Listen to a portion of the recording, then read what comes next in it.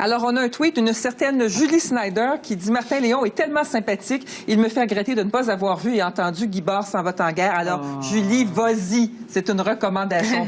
Vraiment, vraiment, film à voir. Passons à notre bloc, c'est la faute aux médias. C'est le bout de l'émission où on discute traitement médiatique afin de mieux comprendre comment ça marche, cette machine-là. Ce soir, niqab, sac de patates. C'est la conséquence directe du débat sur le niqab qui a pris beaucoup de place dans la campagne électorale. En fait, de nombreux citoyens ont revêtu masque d'Halloween, un sac de patates ou une burqa faite maison pour aller voter par anticipation le week-end dernier. Initiative citoyenne née sur les réseaux sociaux, l'idée a suscité un véritable engouement auprès des électeurs et a été énormément relayée par les médias d'information.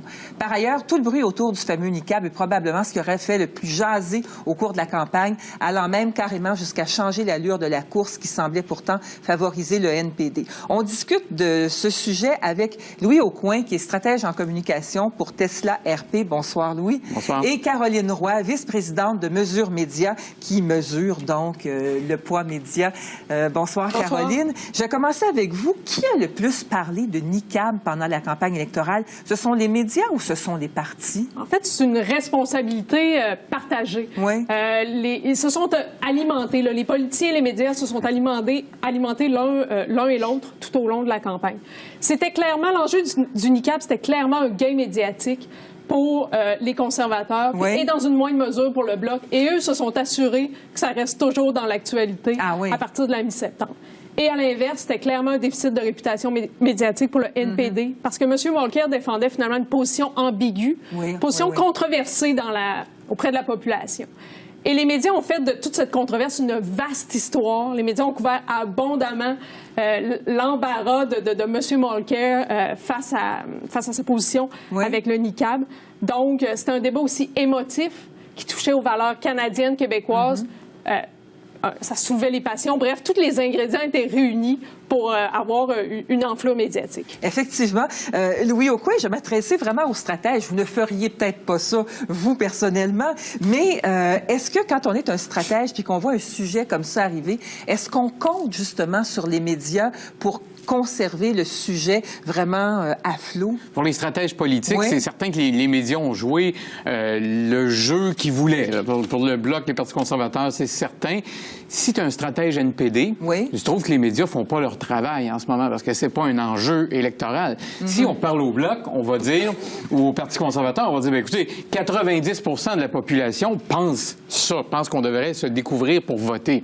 Donc, ça m'apparaît important de me rendre compte que deux partis importants au Canada trouvent qu'on peut très bien voter sans découvrir le visage. Donc, c'est un vrai enjeu politique. C'est pas un enjeu mineur quand tout le monde pense une chose et que peut-être le prochain premier ministre pense le contraire. Donc, c'est pas insignifiant là, comme situation.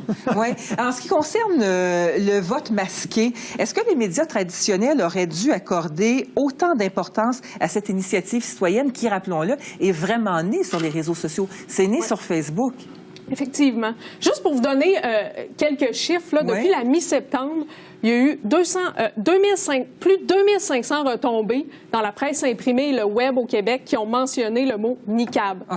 Bon, on estime qu'il y a environ 50 à 60 femmes qui portent le niqab au Québec. Ça fait que depuis la mi-septembre, ils ont eu en moyenne 53 articles à leur sujet. Chacune. Oui, chacune. C'est dingue. Donc, et dans le fond, le vote masqué lors du vote par anticipation, c'est une retombée collatérale de cette enflure médiatique-là.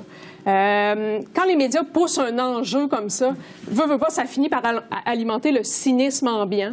Et ce cynisme ambiant-là, finalement, c'est transposé en images, en masques, lors du vote par anticipation. Et les médias ont trouvé leur compte en diffusant ces images-là de gens avec des sacs de patates sur la tête. Parce que qu'est-ce qui est le plus intéressant, finalement? Montrer une file d'attente au bureau de vote par anticipation avec des électeurs normaux ou montrer, finalement, tous ces gens masqués qui dénoncent, finalement, une position. C'est le serpent qui se mord la queue, hein?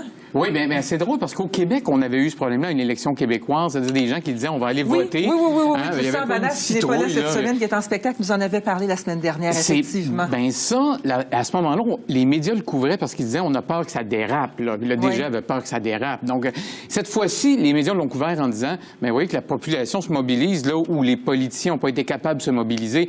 Et ce qui est là où on n'est peut-être pas, et là, c'est peut-être la faute aux médias, là où on aurait pu aller plus loin, c'est qu'il y a eu, j'ai un œil pour Antoine Robitaille quand je dis ça, mais c'est pas méchant, c'est pas personnel. Donc, non, mais qu'est-ce qu'on pourrait faire? C'est examiner, à partir du moment où les conservateurs sont élus, on va présenter 3 projets de loi depuis qu'ils sont élus pour changer la loi électorale. Pas rien, ça fait 3 fois qu'on la change.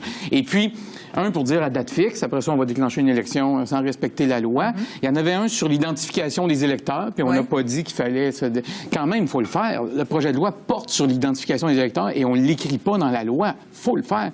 Et en plus, on était en pleine commission Bouchard-Taylor, on était au courant que c'était un enjeu. Et puis, enfin, on a décidé sciemment de ne pas l'inclure dans la loi. Ça, probablement des stratégies politiques autour de ça. Oui. L'initiative de voter masqué, Caroline Roy, c'est vraiment partie des réseaux sociaux, de Facebook. Donc, est-ce que ça veut dire que à partir de maintenant, enfin, c'était peut-être vrai lors de campagnes précédentes, mais là, ça devient clair, les stratèges, les partis politiques vont vraiment devoir tenir compte de ce qui se dit, non seulement dans les médias traditionnels, mais dans les médias sociaux également? Oui, effectivement. Là, il n'y a plus juste une revue de presse des médias traditionnels le matin.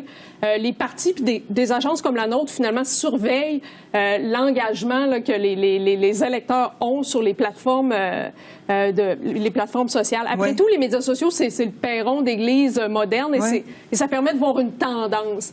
Et à propos du niqab, ça a été assez virulent là, sur les médias sociaux. Puis je vais vous donner juste un exemple. Monsieur Harper a publié sur Facebook un post où il reprend cette citation qu'il a dit dans un débat où il dirait jamais à sa fille de se voiler le visage parce qu'elle est une femme. Alors, il a traduit cette citation-là, il l'a mis sur Facebook et en quelques heures seulement, plus de 87 000 interactions. Ça veut dire que c'est des j'aime, des partages ou des commentaires. Et c'est juste une publication. Alors, ça montre comment l'enjeu du niqab levait sur les médias sociaux et ça indique la tendance de la population. Oui. Caroline Roy, Louis Aucoin, merci beaucoup pour cette courte discussion. Au retour, le quiz cette semaine. Connaissez-vous vos premiers ministres et leurs femmes? Oh.